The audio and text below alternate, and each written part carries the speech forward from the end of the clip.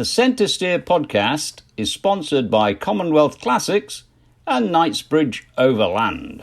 This month's Centresteer podcast is sponsored by Commonwealth Classics. Commonwealth Classics is a direct importer of classic vehicles from Europe and South America and has a rotating collection of rare and unique vehicles in their showroom located in Virginia, just 45 minutes from Washington, D.C. Visit www.cwclassics.com to view their current inventory of classic vehicles. Thanks, Commonwealth Classics, for your continued support of the podcast.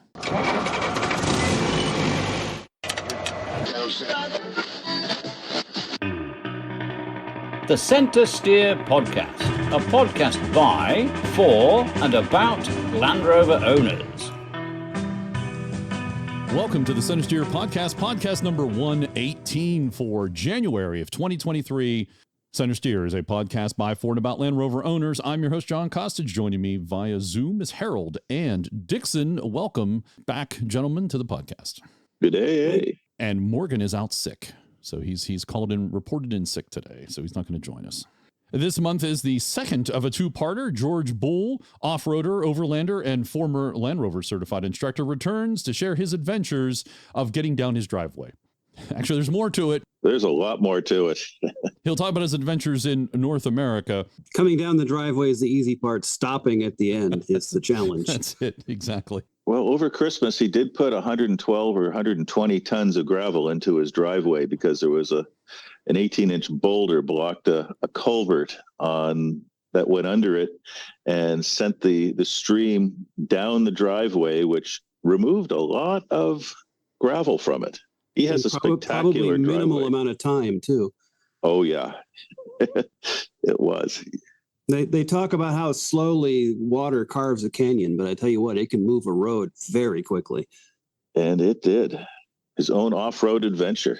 Yes, he does. Just getting down his driveway is an off-road adventure. And that, what Dixon has just told you, is updated information because we talked to George back in November. So that is all new information that we will not discuss later in the podcast with George.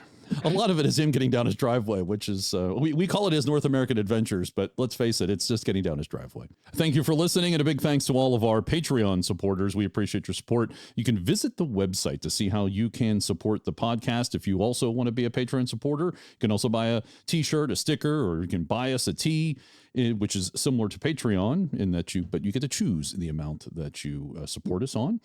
And as a bonus for our Patreon supporters, most guests answer our 10 questions, which is a quick fire question and answer round. And I did just post Jeff Aronson. He completed our 10 questions. Well, if Jeff was competing, he won.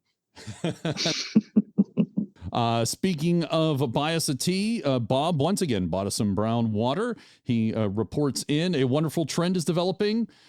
Oh, actually, we're going to break it, though, with this month. How nice to have all four of you on the podcast. Bliss and topping it off, which was the insight of our friend Jeff Aronson, only elevates the bar. Brown water for all, it just doesn't get any better than this, which is a Bob tagline when you get emails from Bob. It doesn't get any better than this. As he sends brown water in your direction. Yes, exactly. Sorry, Bob. Morgan reported in sick this month, so we're going to have to break the streak. Oh, dear. Perhaps Morgan needs some medicated brown water. It's 2023.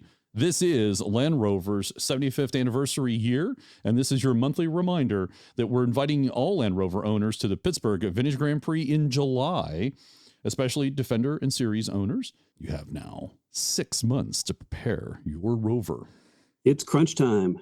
And you've got 5 months to go and prepare your Rover for the Diamond Jubilee at Greek Peak, being hosted by the Association of North American Rover Clubs. Registration is now open. We're over 300 people registered for the event. 5 months to get ready for Greek Peak. That leaves you a month to fix what you break in New York before you bring it to Pittsburgh. Yes. And now for the news.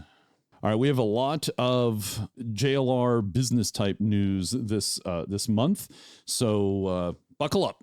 JLR returns to profit thanks to sales of the new Range Rover.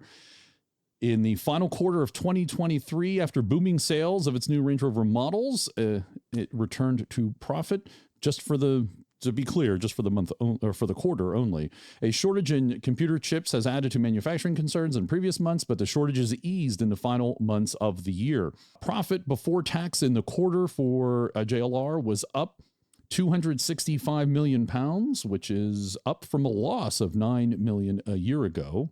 A total of 79,591 vehicles were sold in the period, which is up 5.7% compared to the previous quarter. It has sold 5,000 of its new Range Rover SV luxury 4x4 cars since its launch in October. These cost £180,000 each, and the new model has earned the firm £900 million, helping them set its first profit since the pandemic. And it's a big difference, 265 over -9. That's a big jump. They were only slightly losing before, and then they up by a chunk. Interim Chief Executive Officer for JLR, Adrian Mardell, says JLR has returned to profit as chip shortages eased in the quarter and production and wholesales increased. These improved results are a testament to the hard work and dedication of our people across the business who have delivered a further increase in production of the new Range Rover and Range Rover Sport models. And another article here around the same thing. Actually, looking at the JLR press release, we can get some specifics on the volume. As I said, they sold almost 80,000 units. That excludes, by the way, the Chery joint venture out of China. But the overall sales were up 5.7 compared to the prior quarter, and they were 15% compared to the same quarter a year ago. Compared to the prior quarter, wholesale volumes were higher in North America, up 17%, up 13% in the UK, up 10% overseas, down 13% in China, and down 3% in Europe. And they said China volumes were impacted by COVID shutdowns. And what's also up is that their order book is up another 10,000 to 215,000 vehicles on order awaiting delivery. Holy backlog, Batman. Yeah, that's what, 3/4 worth of vehicles just sitting in the order book. In the computer industry, they call that vaporware. And then Forbes had a lengthy article called Ailing JLR has options, but none look tempting. I'm going to read the various parts of this, which I think is relevant to the podcast and our interest in the continuation of JLR. This reads as kind of like JLR in particular is having problems, and they need to find a solution. And as they've gone through 2 CEOs now in 2-3 years. Let me I'll go through this, and feel free to chime in as you guys like. JLR's in dire straits and needs a much bigger sales and a massive electrification budget to compete against Europe's premium auto market leaders like BMW, Mercedes, and Audi.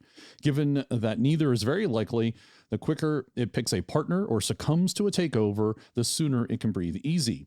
That's the challenge facing the replacement of former CEO Terry Bolloré, left after 2 years, replacing ex-BMW executive Ralph Spaeth. No word yet on who his replacement might be, but JLR points out that the company is currently led by interim CEO Adrian Mardell, who's over 30 years industry experience. But whoever ultimately gets the call to lead JLR might well look towards the fate of Volvo of Sweden, also an undersized, struggling upmarket wannabe, which prospered after being taken over by China's Zhejiang Geely Holding Group. Professor Ferdinand Dundenhofer, director of Germany's Center for Automotive Research, get that car? Okay. Said Tata Motors is the global industry's biggest problem because of its lack of volume and slow electrification pace. That's Tata's JLR, just to be clear on that. Right. And it's not just the German competition that threatens JLR, it's Tesla and the Chinese. And this is a quote from Dundenhofer. The high-tech Chinese car makers are coming next to Tesla with BYD, NIO, and others. The Chinese have important software functions that would cost a lot of money to create a JLR. The same applies to modern battery electric vehicles that are ahead of the I-Pace. So it's a very sad situation, he said. British-based automotive analyst Charles Tennant, we've heard from him before, agrees JLR is in big trouble and hasn't made a profit since 2018. When sales reached over 600,000 vehicles worth £25 billion and profits hit £1.5 billion. Quote, since then, JLR has not returned a profit, and it has been a sorry tale of failing sales, financial losses, investment write-offs, and a painful downsizing through loss of thousands of jobs. The problem for JLR was that they were heavily invested in diesel power, which was becoming a dirty word after the VW Dieselgate fiasco. The Jaguar saloons were not selling well, and they were not pushing vehicle electrification hard enough, Tenet said. The long-term plan was to reach sale of 1 million vehicles a year. In the financial year ended March of 2022, sales were just under 300,000. And as you mentioned earlier, Dixon, they now have 200,000 backlog. I know. It's like for them, that was like another year of production. Continuing on here in the article, according to the Financial Times, Bolloré was removed because of his inability to handle the semiconductor crisis. Bolloré did take some aggressive action. He canceled plans to produce battery electric versions of the top-of-the-range Jaguar XJ and the big J-Pace. This reported £1 billion write-off was greeted with dismay by some critics. Bolloré declared Jaguar would not only be all-electric by 2025, but also cease competing against the likes of Audi and Lexus and would reach into the stratosphere for the massive profits but low sales world of Bentley and Aston Martin. This plan has yet to be detailed, but expected to end its ability to steal SUV sales from Land Rover. That's a good thing. Yeah. Continuing on, Cars Dundenhofer says action is required to secure the future of JLR, but the options may make clear why he described his future as uncertain. A Volvo-style Chinese deal is a possibility. If JLR remains with Tata, big cuts are likely. Quote, as a Tata subsidiary, this is probably nothing left but to radically cut the models and to continue working on a small frame with a joint venture, possibly with BMW. To do this, the entire company would have to be downsized, not a nice thing, and whether you can then be successful with 100,000 or 200,000 vehicles is a big question. In my opinion, selling would be a better option. It's hard to say whether it's Stellantis or a Chinese one. I would roll out Toyota.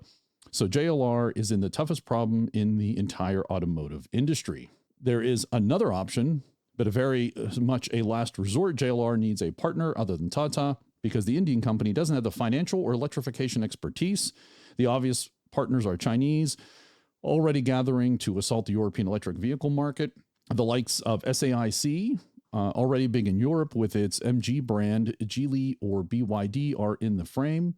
Companies like these have the required financial power and technical expertise. SAIC has shown what a well-known brand can do for an unknown company's market capability.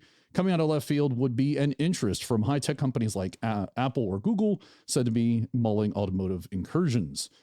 But if JLR fails to attract rescuers, here's the last resort. If it was in danger of failing, a plea to the British government to protect jobs and high-tech technology would be a hard political case to turn down.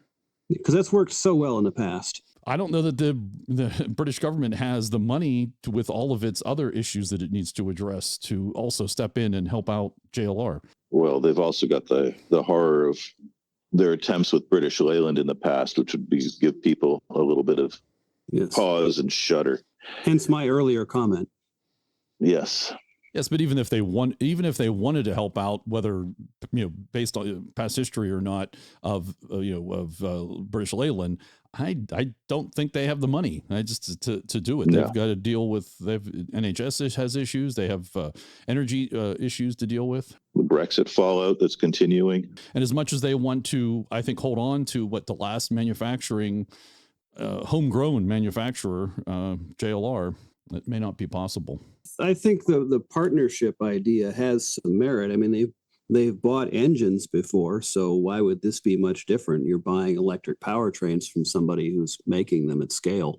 Well, it's not so much the electric powertrains. Certainly getting batteries from someplace is going to be important. Electric motors have really not changed much in a long time, really, overall. The key is going to be the software that's going to run these cars, these EVs and so on. And that's going to be the huge challenge. And the hardware in terms of the controllers and all that sort of stuff. And the chips. That's all part of that. I think that's, to me, I see as really the heart of the issue, is having that chip capability. If you partner with a big company that's making these powertrains and you're buying a few of them, it's from a company that's got the volume and to have the clout to buy the chips. Yes. I think that would fundamentally be the start to help fix the ship. They're trying to electrify, and they're trying to build batteries and connect in with BMW and what is Magna Steyr working on any electrification? Is that a possibility? I'm sure Steyr everyone is a small company, but Steyr doesn't really have a lot of size themselves. So And Cummins is also working on electrification, if I'm not mistaken. That's, I They're, guess, another possibility. they're doing some out there stuff, definitely. And they've been involved in electric generation for a long time, so they have some electrical engineering expertise, definitely. So for someone like Cummins and large earth movers and all the rest of that stuff, I think diesel power is going to be around for quite a while. I would agree. Electric is not going to quickly and cheaply replace, massive Caterpillar bulldozers or, the huge Volvo mining trucks and so on like that. Right. They are doing work. They are doing work in that area, but it's not a big function of their activity. They're making so much money making diesel engines that anything else is just a pleasant diversion, so that they can tell people, "Oh, we are concerned and we are working on alternate technologies and stuff." But again, it's 0.1% of what they do. Yeah, if I'm running a mine, I'll wait till someone else has perfected it and then buy the equipment. Oh yeah, it's not an area that you want to be on the bleeding edge of. No, downtime is the enemy of all mining operations. Yes. All right. Well, shall we move on to JLR? Again, we have more business news. We continue with it. JLR confirms reduced shift plans at the Halewood plant. In December, Echo, which is a newspaper in Liverpool, revealed the company would be cutting the number of shifts available for workers at the Knowsley plant, while dozens of agency workers had their contracts terminated just days before Christmas. Oh, Merry Christmas to them. Permanent staff were told, it's Happy Christmas in the UK. Permanent staff were first told in December that from January, the number of available shifts would be reduced. It has now been confirmed in a letter to the workers that the plant is moving from operating 2 daily shifts to just 1. The company says these changes will be in place until further notice. And which was interesting about this, I read elsewhere, was that a number of the workers in the plant weren't very happy about their union in agreeing to a lot of this, which tends to show the union probably didn't have that much choice. The power in this situation is going to be with the company and not with the workers. They're just not selling or making stuff, so you have to reduce shifts. What are you going to do? Can't make the vehicles. Doesn't matter how many shifts you have. And it doesn't matter how many you sell, because that just increases the backlog. If you can't build them, you can't build them. Yep. All right, moving on. JLR owner Tata to make EV battery cells in Europe. JLR and Tata will be the anchor customers for a facility in Europe, which will also sell battery cells to a wider market, said Tata CFO. Tata is finalizing plans and will announce details soon, he said, declining to disclose the location of the facility and a time frame. There will be a lot of investments, he said, without elaborating. The intellectual property heavy facility will produce 2 cell chemistries, lithium iron phosphate for Tata Motors EVs and nickel magnesium cobalt for Tata and also for JLR, the CFO said. So that's, I guess, some good news. I mean, yes, we just heard that they need to get into EVs. Maybe Tata is kind of going down that path, but maybe they're not moving fast enough. I think they have to build in Europe too, because I think Europe has some requirements for percentage of materials being made in Europe. They do. Everyone does. Every major country has domestic production quotas. And this goes along with a Britishvolt was a industry concern that seems to have failed in the UK. And so maybe that's something where Tata can utilize that facility. It wasn't built yet, but that might be something where they could utilize that in the UK. And I would think they would have better access to talented personnel in Europe than they would in India. I could be wrong about that, but yeah, there's a couple things going on there. I think you're right, Harold. There's the talent aspect. There's the incentives from Europe and from Britain, and then just also the requirement, the quota requirement for production. And I think there's perhaps a little more infrastructure in place already making that type of stuff. The Defender and Discovery are made in Czech. So if you're in Europe, you don't have to ship stuff a long way, half a world away. You're right there, relatively close. Slovakia, other side of the line. Oh, I'm sorry. Thank you. You would have been right 30 years ago, but yes. Speaking of tech, JLR has success in snapping up sacked tech workers, and Aston Martin is also joining in on that. So JLR's reported success in hiring sacked Facebook and Twitter staff as Aston Martin joins the race. Sacked is a British word for fired or layoff here in the U.S. The British manufacturers are both on the lookout for new team members, with JLR revealing its approach for targeting tech teams made redundant by the social media giants was a success. In November, JLR's appeal to thousands of redundant staff from Facebook and Twitter to come and work in its burgeoning digital departments. JLR had 800 roles available, and now the firm has revealed it has already filled 500 of them. In an update, JLR told local papers that the workers had been taken on to support its digital transformation, and it was still looking for more roles based in the manufacturer's tech hubs in the UK, Ireland, USA, India, China, and Hungary, and come with hybrid working patterns, said the firm. So I see a new spin in all the headlines now. In the future, Google and Twitter are not going to be downsizing. They're not going to be laying people off. They are going to be providing them opportunities to work in another industry.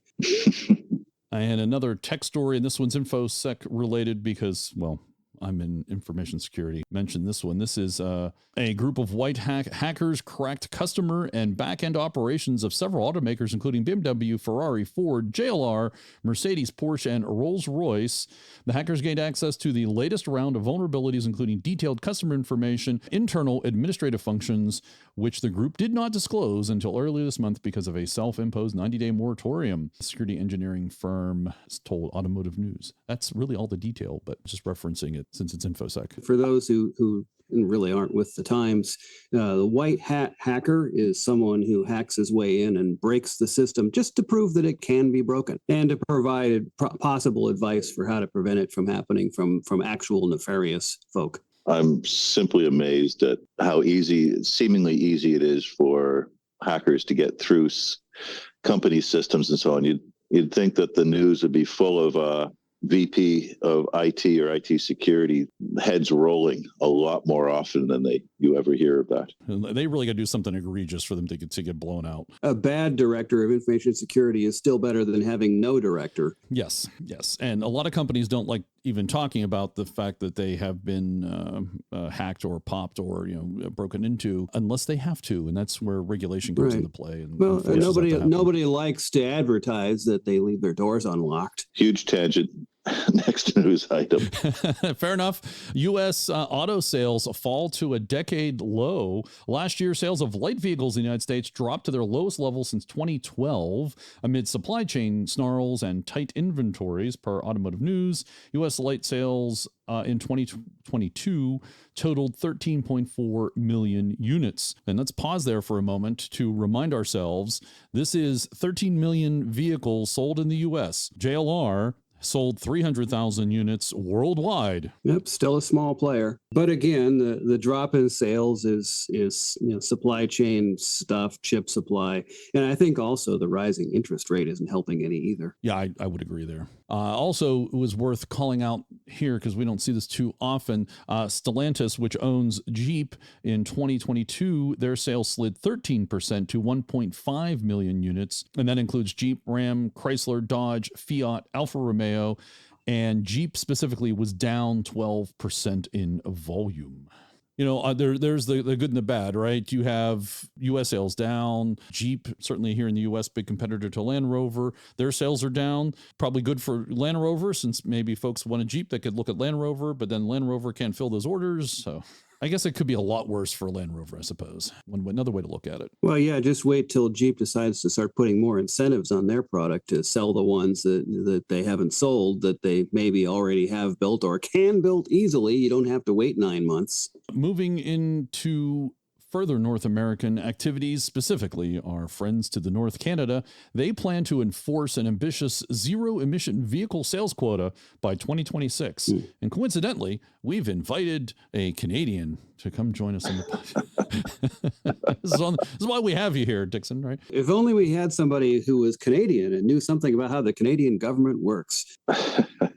Well, the Canadian government has announced enforceable quotas for zero-emission vehicle sales by 2026. A fifth of all new passenger cars, trucks, and SUVs sold in the country will need to be zero-emission vehicles, such electric or hydrogen. Quote from the Ministry of Environment and Climate Change said, "We're moving forward with a regulated sales target that requires at least 20% of new vehicles sold by 2026 to be zero emissions, increasing that to 60% by 2030 and 100% by 2035. Further, while Canada already has zero-emission vehicle sales targets, those aren't yet enforceable nationwide, though some provinces, including Quebec and British Columbia, have their own mandates. The final regulation should be published in 2023. According to Canadian press, importers and manufacturers that don't meet quotas may be penalized under the Canadian Environmental Protection Act. The country will use credits to track vehicle sales. All right, Dixon, defend your country. Oh, I don't need to defend it. This is a political announcement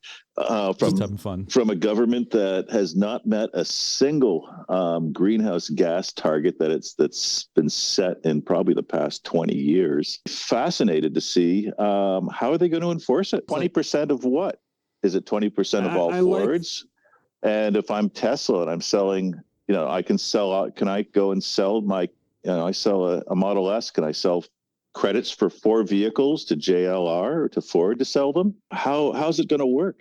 It's going to be fascinating to see the regulation and how it's published. Okay, and let's get even better. I don't know how many cars are sold in Canada on an annual basis, but are there actually going to be that many EVs available to fill the 20%? So if the companies can only make X number of cars and they don't want to have huge fines, you're going to restrict the market of new vehicles in Canada? How this is actually going to work is going to be fascinating to go and see what their thinking is. I'll bet you, a beer that it'll change by the time the deadline rolls around. I suspect that. I agree with you on that one. That's the part that I find interesting. It's like, they keep saying this is an enforceable quota. It's like, we've had quotas before, but this time we really mean it. Well, what's the number? Canada's responsible for 1.6% of worldwide greenhouse gas emissions. Canada could sink into the ocean and it wouldn't make an iota of difference to the whole problem. The problem for greenhouse gases is in the third world, not us. Let's be honest. A significant portion of that 1.6% is moose farts, which you're not going to regulate anyway. It'd be a little tough. There's our Canadian content for the month. Your CanCon. We have a new segment, CanCon. Let's get out of this business-specific, JLR, business-specific related. That's the end of new business. Now let's get into vehicle stuff, things that we like, talking about actual Land Rover vehicles.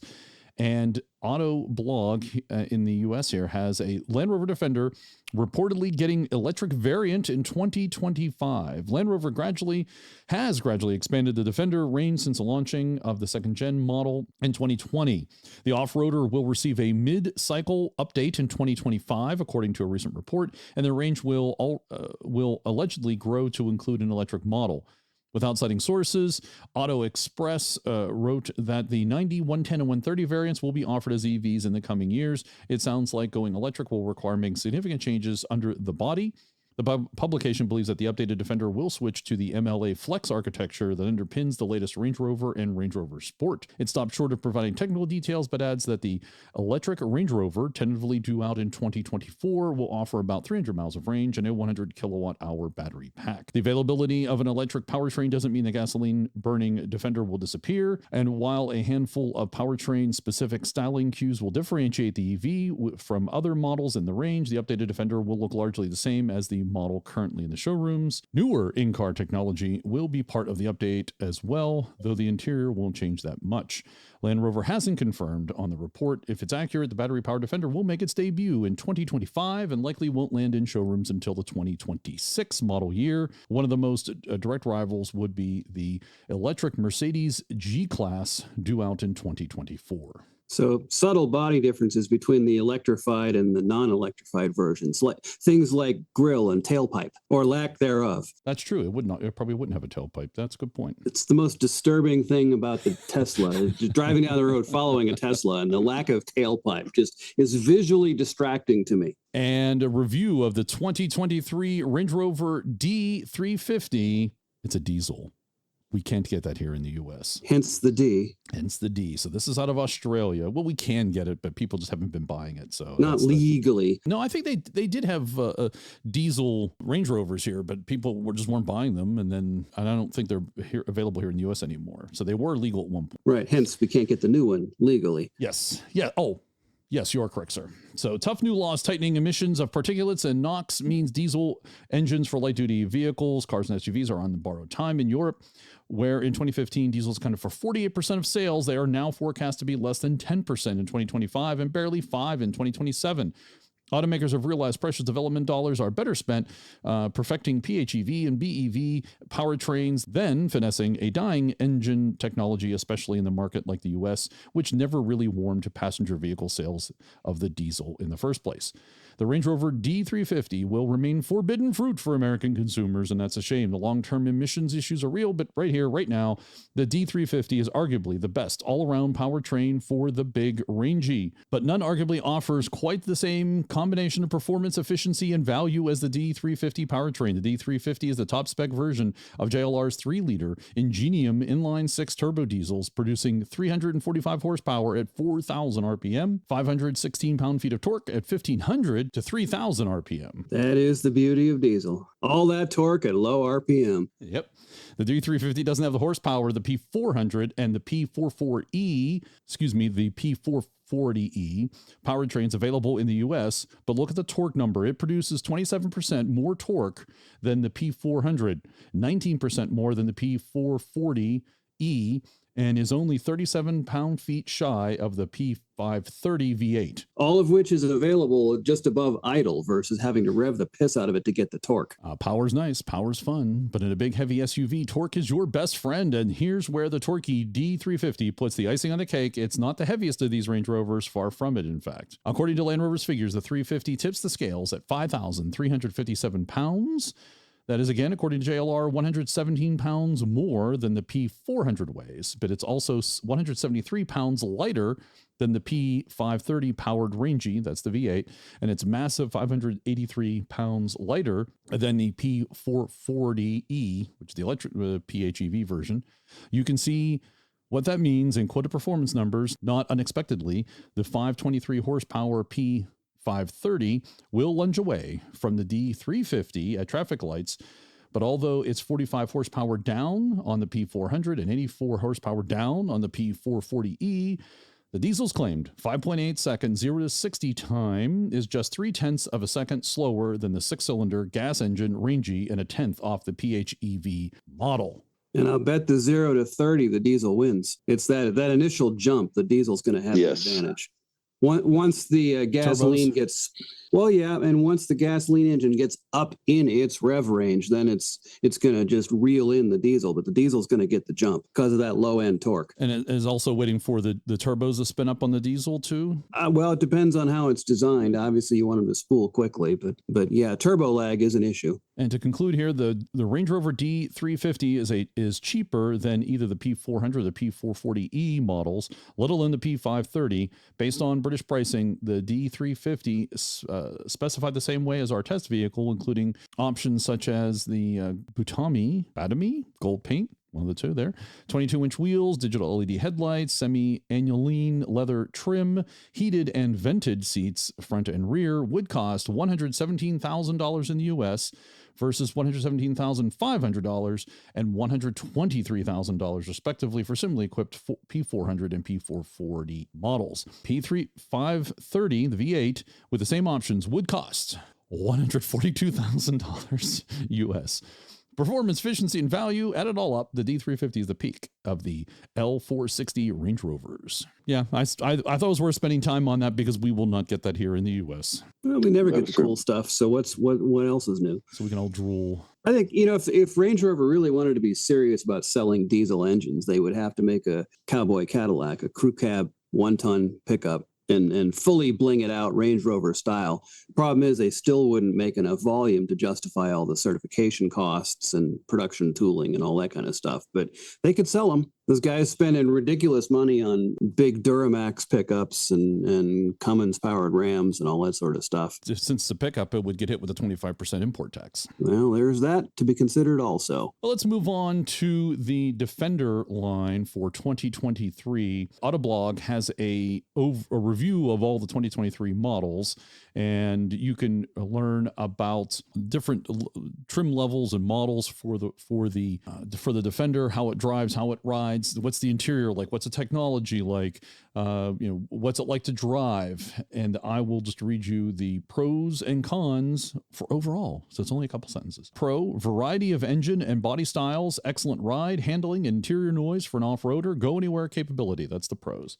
Cons, subpar fuel economy for a luxury SUV, pricey trims, not overtly luxurious, and definitely not cheap. It does get an 8.5 rating from Autoblog out of 10, so that's give it a good rating. I recommend you look at this article if you're interested in buying one, so you can see a breakdown of it. In particular, at the end of the article, they have a breakdown of the pricing structure of models and the trim levels. So you go from the Defender 90 S is $56,575 US, all the way up to, looks like the top you can spend if you wish is surprisingly not on the 130. Looks like you can buy yourself a Defender 110 V8 Carpathian for $119,875 American. So I'm seeing the one thing about it is the tradition of the Defender is at least carrying through in those pros and cons, the number of different body variants, the subpar fuel economy, and the cheesy interiors are all traits lifted from the original Defender.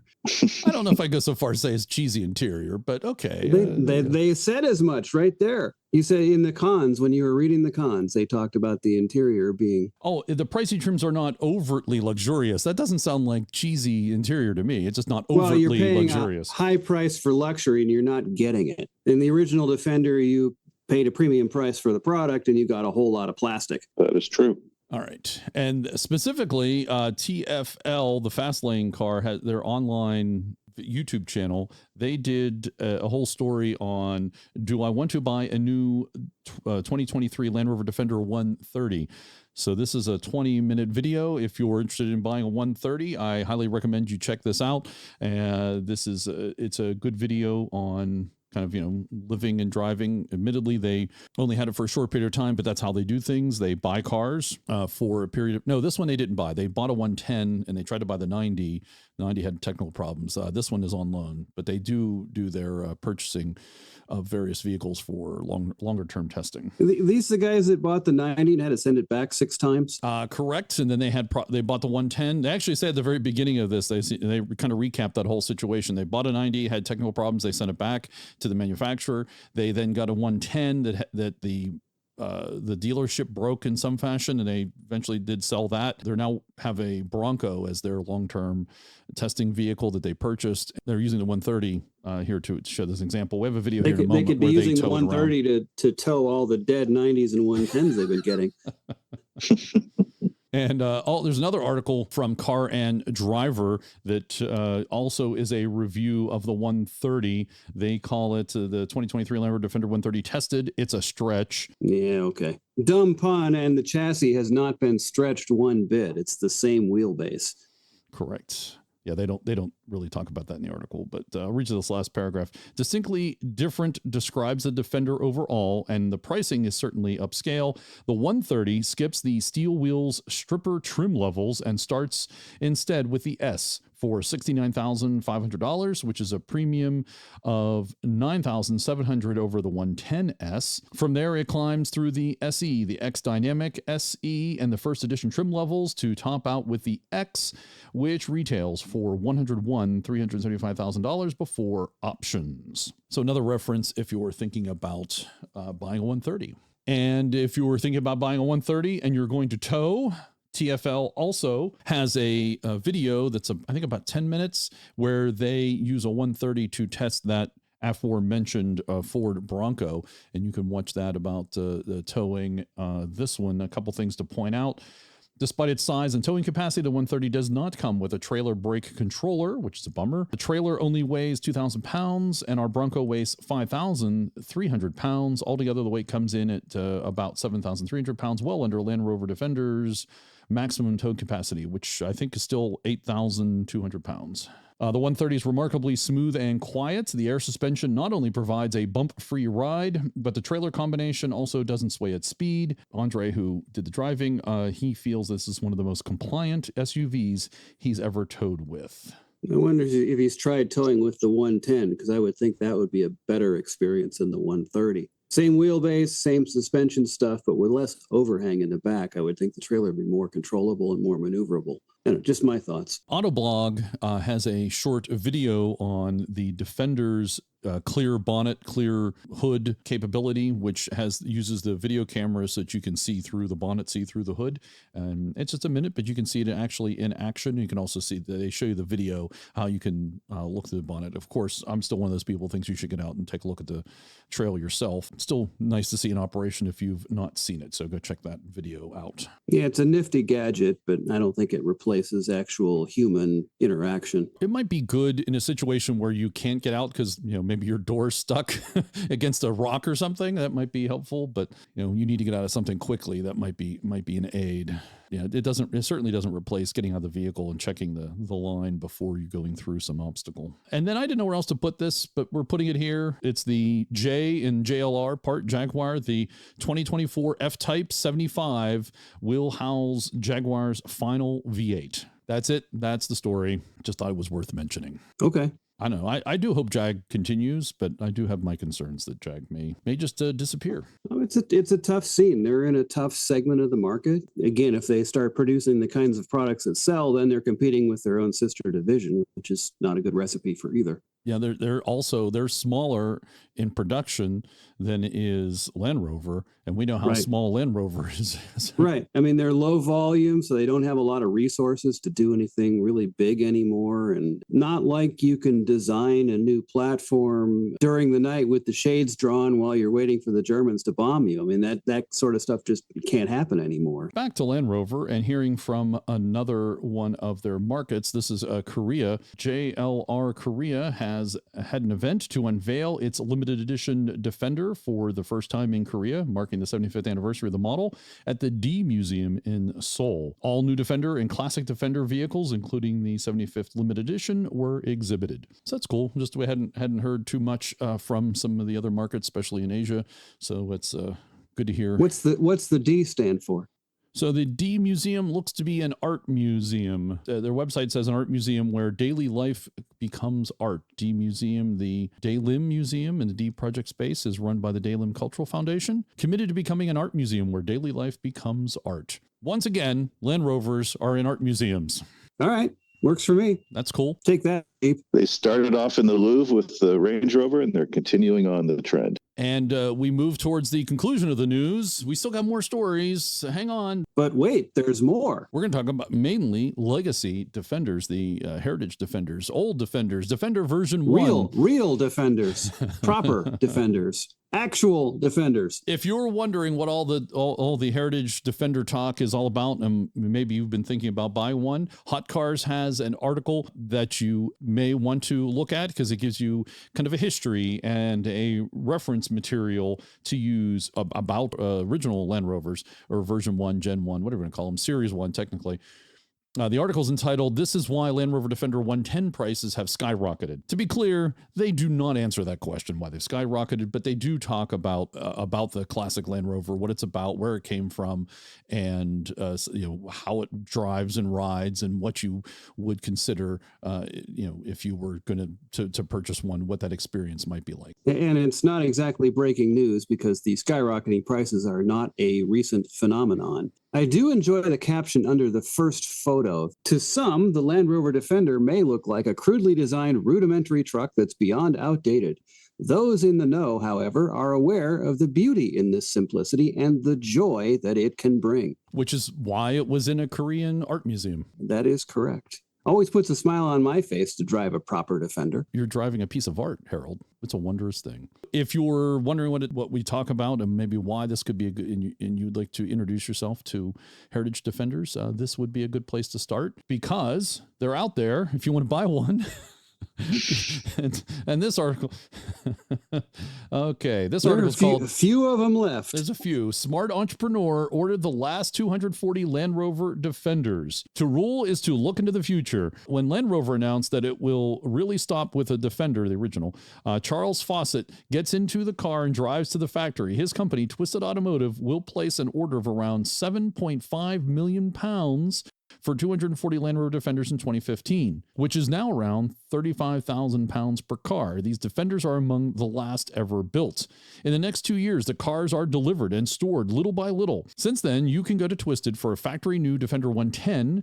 And not only that, the company first adjusts them for you to ensure that the car fully meets your wishes. The last 16 copies of the large order, the company does something special with them. Twisted has one of every color Land Rover supplied at the time. The company takes care of the cars thoroughly and then sells them to you for around 135,000 pounds, so about 112,000 euros more than before. That's quite the investment, huh? And of course, it's important to note they didn't talk about any of these numbers in dollars because you still can't bring these to the U.S. You were going to have to wait 25 years. Well, no, another 20 years, right? We're going to have to wait 20 years now. Yeah. I don't think Twisted's going to hang on to these fresh new for 20 years. I don't think they want to, but that's a long payoff. Yeah. Yep. And finally, if you do want to buy an older Land Rover, and this one's a special one, this is a Discovery. There is a Land Rover Discovery Camel Trophy Mongolia edition that is going to be up for auction. And this is 1997 Discovery 300 TDI, is an original Camel Trophy veteran. It was piloted by the Romanian team in the 1997 Mongolia event and is now being offered for sale with its original accessories, including the kayak and both mountain bikes. And the auction goes off on February 3rd of 2023, and the estimation is between 30,000 and 50,000 euros. It's a good-looking truck. I mean, it looks like they've kind of kept it and maintained it. It's a genuine Camel Trophy Disco. Eligible for import to the U.S., I think it will go and exceed that estimate. It's quite possible. The Discos have been gaining value, and especially the Camel Trophy ones. Definitely. Camel Trophy provenance adds value, definitely. And this one, if it's for the Mongolian Camel Trophy, this would have the Genghis Khan trim package. It does have a French title. It is one of 20 examples prepared for the 1997 edition. Has 83,453 kilometers on the Odo. So it's just broke in. Exactly. There is no reserve on the bidding. So you have a couple days if you are interested in the auction. Break open those piggy banks. Yeah, that's only 50,000 miles on a TDI. That's nothing. Change the oil, put a new timing belt in it, and you're good to go. If you do happen to be the purchaser, a successful bidder on this 1997 Discovery, and you want us to test it out, we'll make ourselves available here on the podcast to help you out. Mm-hmm. And that's the news for January 2023. Stay tuned for the second half of our conversation with George Bull. Knightsbridge Overland seat covers help protect your classic Land Rover. Whether you're on the trail or cruising around town, they're the perfect solution for protecting your pristine Land Rover seats or to cover up your well-worn and aged seats. Each seat cover is hand-cut and sewn in the USA for a custom fit that looks like it's straight from the factory. Every seat cover is crafted using durable 600 denier Cordura material. It's waterproof, oil, and dust resistant. Knightsbridge Overland seat covers are designed to be extremely comfortable and help keep you warmer in the winter and cooler in the summer while providing protection against mud, dirt, grime, and more. Knightsbridge Overland seat covers are available for most classic Land Rovers, including Series, Defender, Discovery, and Range Rover. Select the Knightsbridge Overland seat cover that's right for your Rover. Available in both tactical and non-tactical versions in 4 colors, black, tan, mocha, and gray. Our tactical seat covers include military-grade MOLLE webbing that accommodates pouches, weapons, tools, first aid kits, and more. Non-tactical seat cover feature 3 handy pockets for much-needed extra storage in your Land Rover. Visit knightsbridgeoverland.com and enter STEER 10 at checkout for 10% off your Knightsbridge Overland seat cover order. That's knightsbridgeoverland.com. Enter STEER 10 for 10% off your order. Protect and enhance your Land Rover seats with Knightsbridge Overland. Welcome back to the podcast, George Bull. George, we had so much fun with you on the last podcast talking about your Trans-Africa trip. We're now having you to talk about your North American adventure. So welcome back, George. Yeah, thanks for having me. It was a lot of fun. It was a lot of fun telling those stories. It's nice to have an audience that's appreciative of this stuff. I talk to my neighbors and I could be saying, yeah, there I was on Mars, because they just, it's not really their thing. They're not into overlanding, and they're not into really traveling very far. So. And yet it doesn't stop you from telling the story. No, everybody, including the guy at the dump, knows that I've, driven my various vehicles in various places. So they get a kick out of it. That is the thing about Land Rover owners I've noticed is they like to tell you their stories. Oh, yeah. No, that's one reason I blend in, and to be honest with you, the reason I'm still into Land Rovers now is not as much the vehicles anymore as the people. It's a great eclectic group of people. It's the whole gamut. Always have a great time with Land Rover folks. Always learn something new from somebody. And there's a good sense of community. Absolutely. Will we see you at the Diamond Jubilee?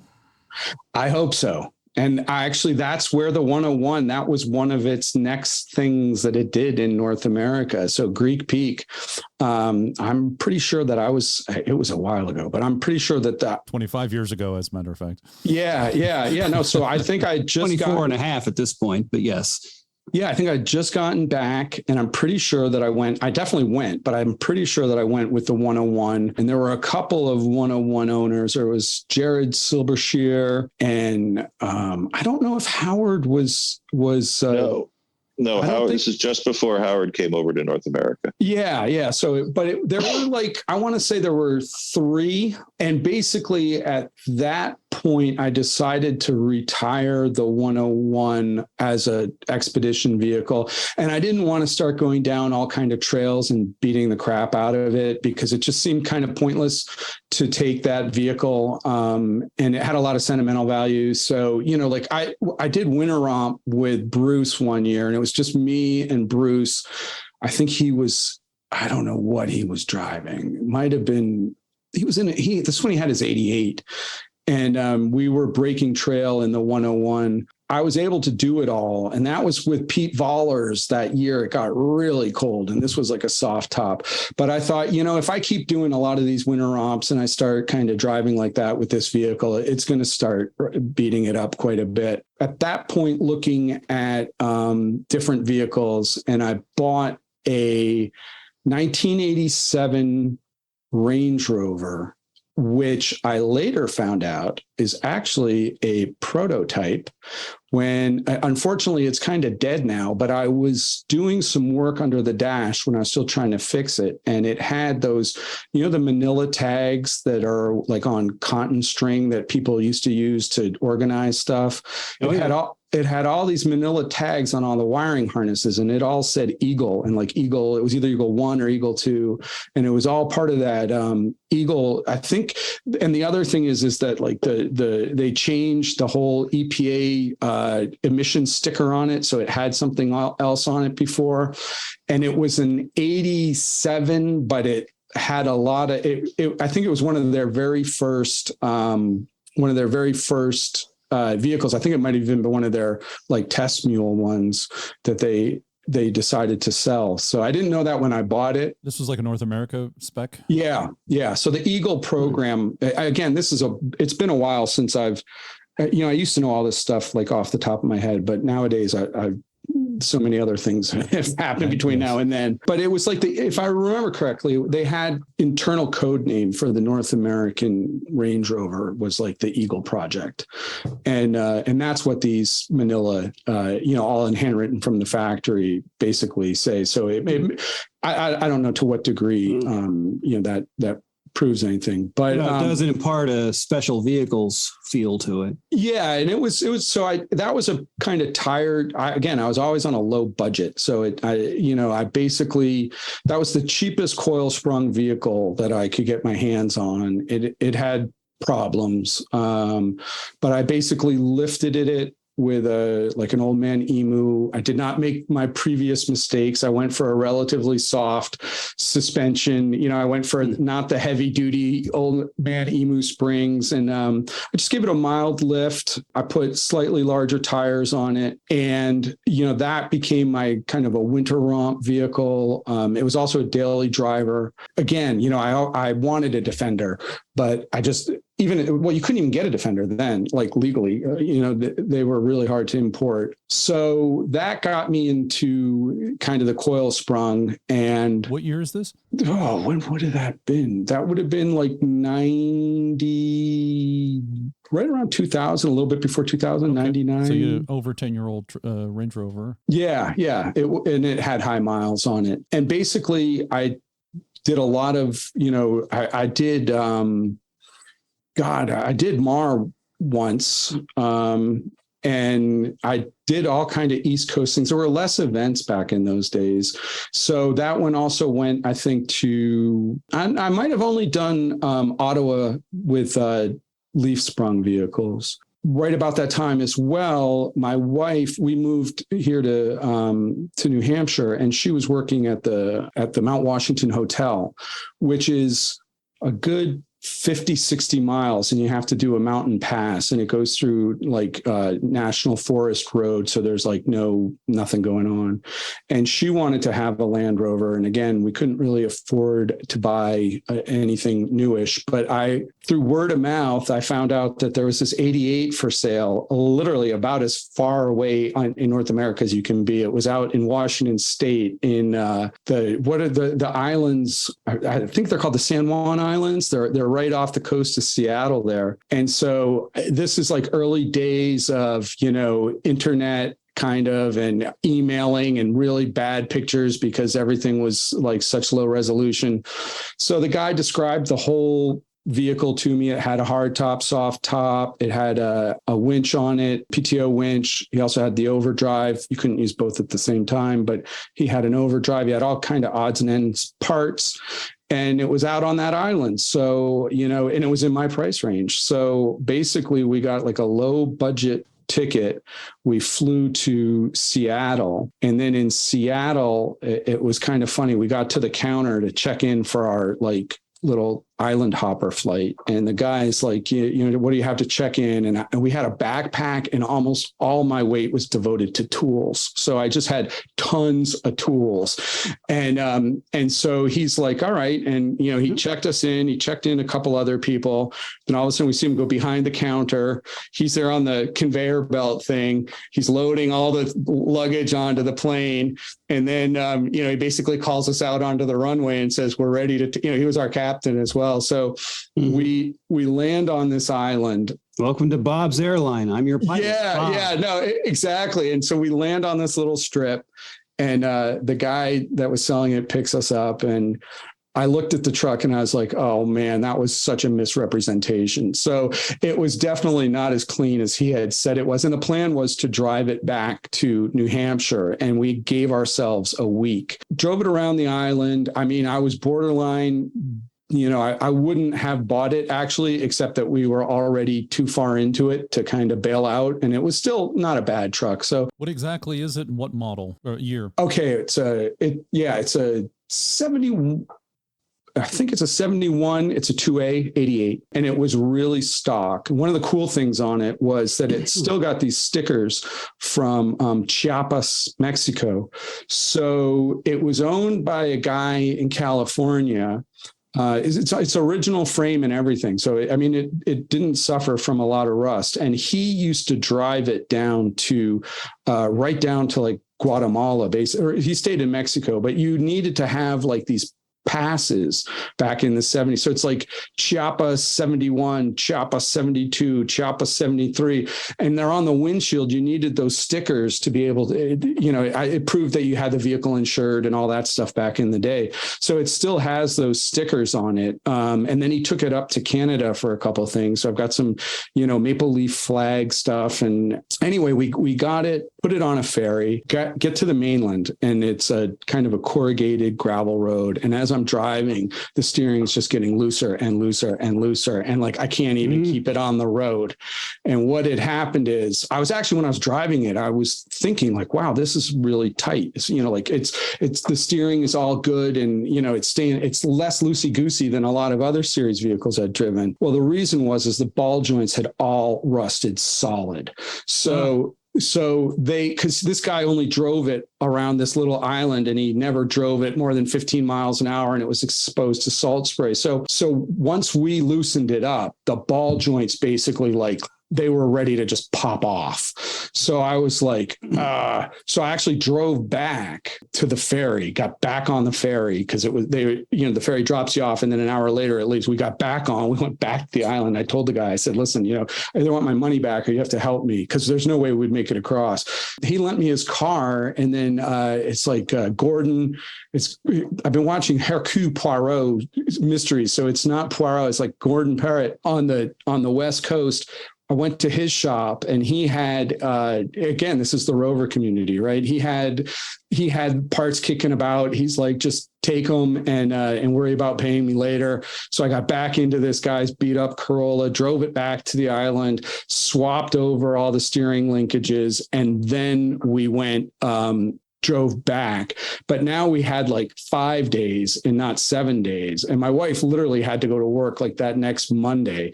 So, and her sense of geography was kind of like, okay, you've got Washington State, you've got Kansas, New York, Vermont, and then New Hampshire. She kind of forgot about some of those big Western states that go on forever. Yeah. A whole lot of nothing out there. Yeah, we tried. Since I'd driven cross country multiple times, I knew that, like once we got east of the Rockies, it was going to be pretty boring. So we did do some mountain trails, like through Montana. They weren't really off-road trails, but it was a lot of fun. They were like abandoned roads and stuff. So we did that. And then once we kind of hit the flats, we just went balls to the wall.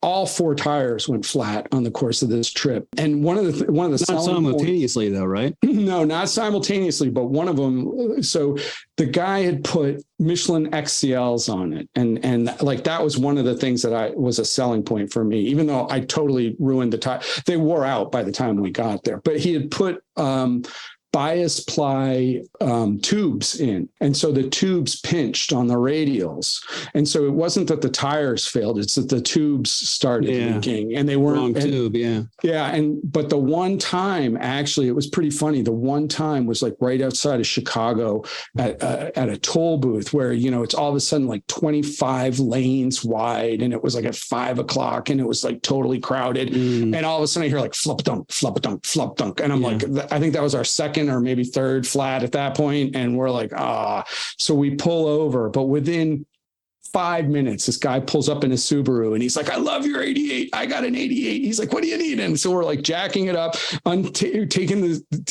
the wheel off right there on the side because our spare was flat too already. Of course it was. So we, he like tosses this tire in the back of his car, drives off, comes back 45 minutes later. They just took the tube out, put a valve stem on it and seated the tire and off we were again. It was just one of those spontaneous things. And literally we had multiple problems with it, one of which was the starter motor crapped out. And so I don't know where we were. We were like in Ohio maybe, and we had to keep the engine running and, we're like putting fuel in it. And all of a sudden through the little microphone, I hear someone say, excuse me, you have to turn off your engine when it's against the law in Ohio to fuel with the engine running. And I was like, really? And he's like, I'm going to turn off the pump if you don't turn off the engine. So I turn off the engine and then we keep filling it up. And then I'm like, where's the crank in this thing? And I'm like, I hope this guy had the hand crank. So we're in the back rummaging through and then we finally get the crank and I'm sitting there cranking it over and you hear kind of from the microphone going, like, what are you doing? And, we're like, we're trying to start the car, man. So then every time we had to stop it, we had to hand crank it. We were just totally out of our minds tired. And we were like in Western New York, and we pulled into this diner, and we just could not stop hysterically laughing, my wife and I. And people, kind of kept the distance from us.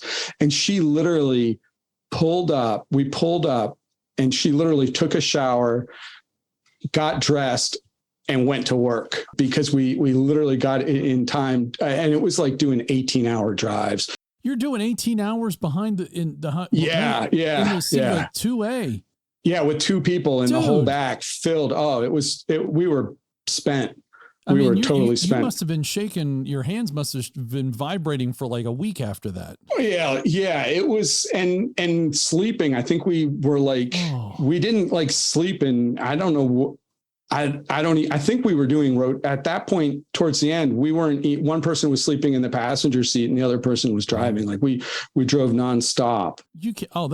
In a modern car now, it takes at least 4 days to cross the country. That far. Oh yeah. And what were you? You were probably averaging 50 miles an hour if you're lucky.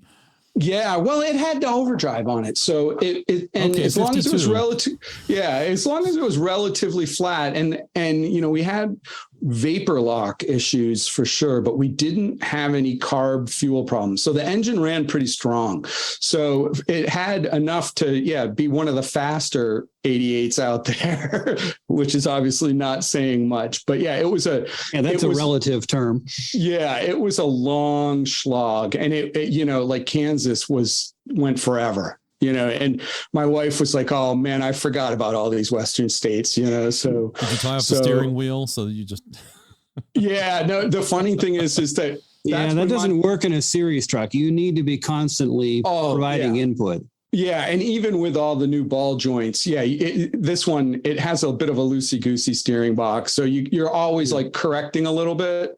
As a matter of fact, a good friend of ours says you don't steer a series truck, you just herd it down the road. Yeah, and it's funny because I don't drive the 88 we just drive it around for fun now. And so I won't, there'll be like a month or 2 months where I don't drive it. And when I get behind the wheel, I'm always finding that I'm way over correcting, because you got to let it just kind of do its thing a little bit, and you got to remember to do that, because I'm like correcting it and trying to keep it straight. And I'm like, oh no, I'm back in the 88. Then it takes you, like maybe 15 minutes driving, then you get back into the groove of things, and you're like, okay, steering is an approximation. And as long as we're going, try to hold it straight and narrow, you're going to be working constantly. But if you let it have the whole lane, it's really not that bad. Yeah, no, that's exactly how, and that's why I like that vehicle, because it's still got tons of character, and it's what adventures did you get into here in North America in that truck? Well, so with that truck, that's gone to, so the first time we did the Maine North Woods twice. The first time was with the 109 with my wife. The second time was with that 88. So we've taken that. There's some fun footage of what we did on YouTube. We went through some decent water with that, and it was kind of bushwhacking up in the. And it's the same thing. You're pretty far from civilization. You have to bring your own fuel in and stuff like that. And that vehicle, we basically, actually what happened is my wife used to drive, that was her daily driver. And she drove, I forget what the pass is, but it's, she drove to the Mount Washington Hotel every day, 5 days a week. And we put studded Huckapolitas on it. And, the pass is pretty steep. So she'd crawl up it. But she had one of the most beautiful commutes you could ever do. It's like North Conway to the Mount Washington Hotel, right through the notches, and she'd tell me, oh, I saw a bear today, saw a deer. She'd see all kinds of things. And that's the White Mountain National Forest? Yeah. So Bretton Woods. It's like, so she worked in Bretton Woods, and that's when there's snow, she'd show up to work. And funny enough with that, I bet they loved her, because she was the only one they could ever count on to absolutely be there. Well, the funny thing is that at the hotel, so she was like an administrator there, and it was split between like people like grounds crew people and people who, kind of clean the rooms and stuff like that. And then there was kind of the professional class, so to say, and they kind of didn't really cross paths that much, but the starter motor crapped out on her as well up there. And so she was cranking over the 88, she's wearing like her formal office wear and stuff. And like some guy from the grounds crew comes over and he says like, what are you doing? And she said, what does it look like I'm doing? I'm trying to start my car, and then she had total street cred with those guys. They were like, they loved it. And they all liked the Land Rover. So they definitely knew her and the Land Rover. So yeah, that vehicle was a lot of fun. Did it get a name? Yeah, Busta.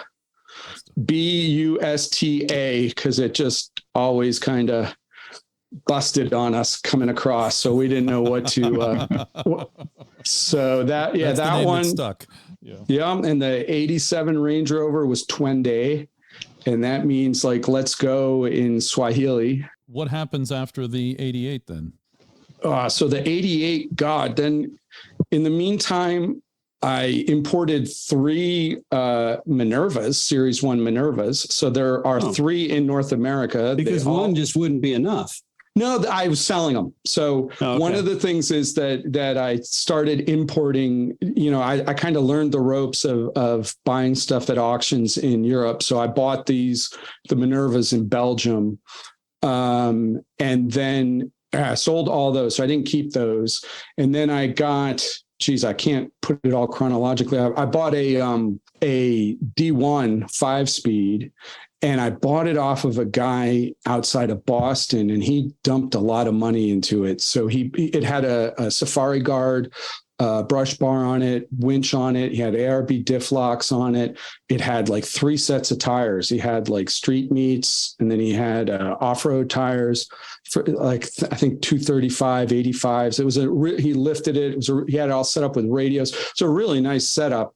And he moved, and where he moved, his condo association wouldn't let him park it. So, and his wife hated it. And I bought it for $3,500, and there was nothing wrong with it. And I drove it. But the sad thing with that one is that I really like that. That was like of my Land Rover setups, the 100-inch coil sprung is like it doesn't have the cachet and the coolness of a Defender, but the 100-inch is just the right size. It's nimble enough to get down most places a D90 can go, but that extra length in the wheelbase, it's a nice setup. And that I really like that truck. But Cash for Clunkers came, and the feds gave me $4,500 for it. But before I parted with that, and it was a tough call, but I was like, all right, I'm pulling everything off of this. Yeah, I was going to say, I hope you did that. Oh, so what I did is I yanked the whole ARB diff right out of it. I took the seats out. I took the high-low diff lock lever, because I was already, I think I already also had a D2. So I was thinking so I can manually lock it. You guys would pay good money for that linkage too. Oh yeah. Yeah. No, I took it all out. I took all that. I took the ARB bull bar, or not the ARB. That one was the Safari Guard. Took that right off the front, took the winch off, took all kinds of stuff off of it. Oh, and I had a set of tires that I had for a rolling chassis that were those Firestone tires that blew up. You remember that Firestone? So I had these really crappy Firestone tires that I put on it on really, really rusted out rims from a series vehicle. That's the combination. And since I took all the linkages off and I took the rear diff off, I locked it into center diff lock, so that I'd have front wheel drive. But I was driving it to the dealership because the deal was you had to drive it in. You couldn't tow it in, right? Got to come in on power. Right. So and it has to be legally registered too. Is that right? Yeah, it was. Yeah, it was registered and plated. So no seats in it. I mean, it was like gutted. Drove on a milk crate or what? Basically, yeah. And so I came in And I'm driving and I hear this rattling, right? And I'm like, what is that rattling? And I'm trying to think. And I'm like, and it's getting louder and louder. And like, oh, it's the park brake drum, because I took the rear drive shaft off, and the rear drive shaft don't have drum screws, holds the drum in place. And I'm like, this drum is going to violently come off. And I'm like, what do I do? So I pulled the park brake so that it would hold it in place. And I just dragged it, and it was like smoking. And I'll say that when I left that thing at the dealership, you can take it out of diff lock and just grab the park brake and still get forward motion. Yeah. Oh yeah. Because you burn up your center diff in a hurry, but you can do that if you have to. Yeah, no, I basically just got it in there, and then I felt like, I don't know, I felt like abandoning, the dog at the vets or something. I mean, I felt guilty. My wife was but you did it to a dealer, so it's not a problem. Yeah, and they screwed me over because I wanted to get the EFI out of it, like the ECU and stuff, and they said, like, come back. They had to destroy the engine. They said, come back and we'll let you pull it. But they didn't let me get near it once it went in. But yeah, that was one of the vehicles. And then I've got a kind of keeping it to what I had in North America on that kind of schedule. Yeah. Then I went with a D2. I bought the Discovery 2 from Land Rover. That was it wasn't a prototype, but it was one of the very first two D2s that came into the country. It's 91? No, this was a 96. 99 was the first year for D2. the D2. I'm sorry, D2. D2. So it's a 96. And it belonged to Land Rover. So when I got this, my mom bought it and she used it before I bought it from her. But it basically, they used it as a press car. They had two. They had the one that we had, which was a Kimbersand one that had all the stainless steel bull bars, had all the lights and everything on it, but none of them were wired. And the discs on it were blued because it was the on-road one with the ACE suspension. And then they had another one that was the one that they used as their off-road demo. So it was used for photo shoots and stuff like that. And when they were done with it, that's when I was with Land Rover. And so they were like, we're not going to use these at the school. So I bought one of those on behalf of my mom. Still have that. That's kind of become a parts truck. But that was I didn't like the D2s that much. It had a lot of issues, and it just didn't quite live up to the D1. Also, when I got back, I bought a 110. So a left-hand drive, 1980. Finally got your Defender.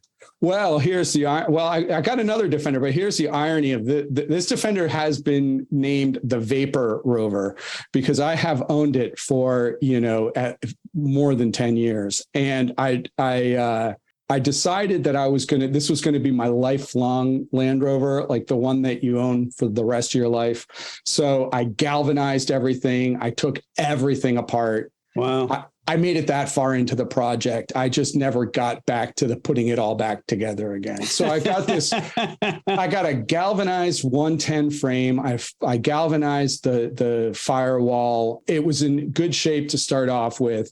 And that's like the danger of, doing these projects where you get in over your head. So that's a classic example of, I drove it around. I brought it in through Canada. I drove it around in Nova Scotia for a little while. And then basically I got it in my head that, I was going to take it apart. And it was with this guy, John Cranfield.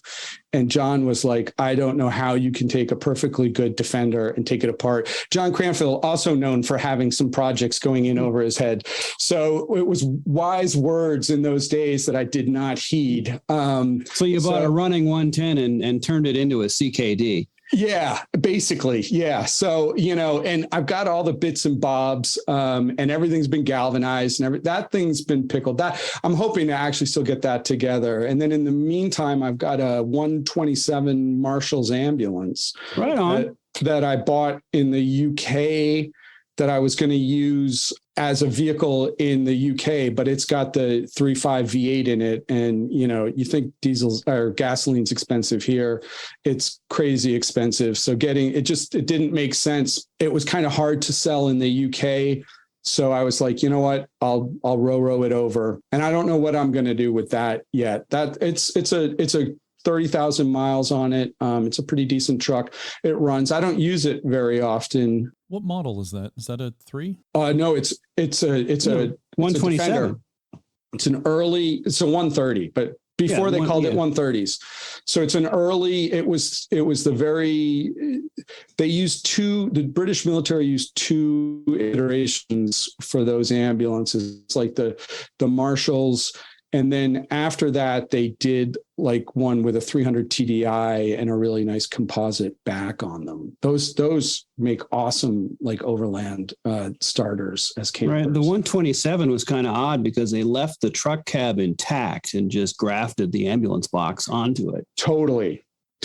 And it's you find the bulkhead, the back window, all that junk when you start digging into them. No pass through. Well, it does because it doesn't have the back windows or anything like that. They took the window out? Okay. Yeah, and it doesn't have the roof, right? So they bolted, like talk about headroom. You can almost stand up in the front of it. The Marshalls, they took it out. The locomotors, they left it. I didn't know that. Yeah, so this is a Marshalls. One of them, the roof is still there. Yeah, no, not on this one. This one doesn't have the roof. It's got like a big cubby glove box, and then it says ambulance. And it's a window where they etched the word ambulance, and then they put a light behind it. Right. And it's really annoying when you're driving it because it all glares back. But the funny thing is with US Customs, they're like, what is this? And I'm like, it's an ambulance. See, it says it right on it. Ambulance. That's a fun vehicle. It's also I like the Rover V8. I used to be a TDI. I never owned a TDI. I always wanted a TDI. I always aspired to TDIs. I always couldn't get one, and I always ended up with the V8s. But now, kind of in my older age in North America, I have a soft spot for the especially in the Defenders, the 3.5, and in the Range Rovers and stuff. It's or the 4.0, 4.2, 4.6. Not when they started getting super EFI'd, but the older iterations when they were still pretty straightforward. They're fun engines. Well, the 3.5 isn't the most powerful thing out there, but it's fairly bulletproof. Yeah, no, they're definitely. Oh, this poor, yeah. So one of the things that happened with that one, with the 127, is when I was at a friend's of mine's in the UK, and so I'm like, all right, we're gonna ferry this over. So I'm like, it has to be cleaned. And he basically kept it in his garden. So there were like ducks living under it, and there was bird crap all over it. So I'm like, all right, we got to pressure wash this thing. So we rented a pressure washer. I pressure washed the whole thing, had to pressure wash under the engine bay as well, just to keep it nice and tidy. And so we started up, and I start driving it, and we're loading it on the trailer, and there's just oil coming down the whole, just dumping oil. I'm like, So I looked around, and it's the head gasket that it's like the intake manifold head gaskets, that like tin that had totally rusted. And when I hit it with the pressure washer, I blew holes in it. Yep. So the oil was splatting all over the place. You got an open valley at that point. Yeah. So it was like, but this is the thing you can do in the UK that you just can't do in the States. I was able to go to a Napa equivalent, right? And I'm like, I need one of those gaskets. I need he had all the parts in stock. So I was able to take the carbs off, put a new gasket in it. And then we towed that down with he had a D4 on a trailer. And when I picked it up in Newark, I towed it home with an LR3. So, and that's kind of what I'm driving now. It's a 206 LR3 that I basically did the DAP 2D lift. So I spoofed it. So it's on a 2-inch lift. I kept the airbags. I like the whole airbag system on those. It's a little finicky, but it's actually relatively, it's all the valves. If compared to the P38, it's much more refined. Yeah. And a lot more, I found the LR3 to be a remarkably, especially by Land Rover standards, but by any standards, it's actually a pretty reliable vehicle, and it's pretty well put together. It's a totally different cup of tea than a older series vehicle or a coil sprung. I think it's a fundamental sea change, not for better or worse. I like it. It's got the diff lock on it. So that electronic diff lock, I've lifted it. I put 255, 70, 18 tires. So that's like 31s. I got skid plates that I bought in the UK underneath it. And I got an ARB bull bar on it. And I got a Harbor Freight winch. And, and I'll tell you, I like the Harbor Freight winches because bang for the buck. Yeah. I don't like electric winches, period, because I find them all problematic. And so, and the Harbor Freights, but I've owned Warren winches where it's the same thing. The solenoids, if you don't use them regularly, they crap out. But the Harbor Freight one has actually done me justice. I mean, a tip to anybody who wants one of those winches or buys one is the cables they use are really crappy aluminum cables, and they have a circuit breaker on it.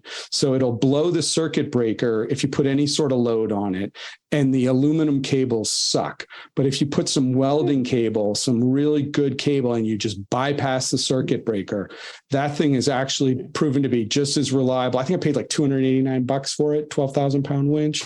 I usually rewire any winch I install anyway. But I mean, the nice thing about the Harbor Freight is, when it does blow up, you're not out much. So who cares? No, and it's been pretty good. And so with that LR3 setup, it's a little bit weird because the thing I don't like, there's proactive driving and there's reactive driving, and like the proactive systems and reactive. So proactive is like when you can switch the diff yourself. You lock your ARB, you lock the center diff, you proactively. Reactive is like the ABS brakes and the traction control and stuff like that. And I'm more of a proactive driver.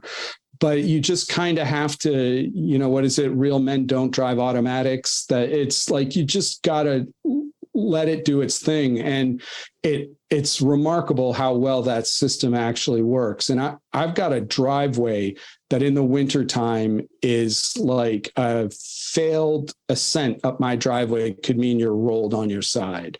I use the traction control and I can watch it. It's kind of funky because you got the lights and you can see it lock the rear diff, lock the center, unlock, lock. It's playing around, but it's going up straight and it's holding every eking bit of traction. Although going down my driveway, I have timed out the hill descent control.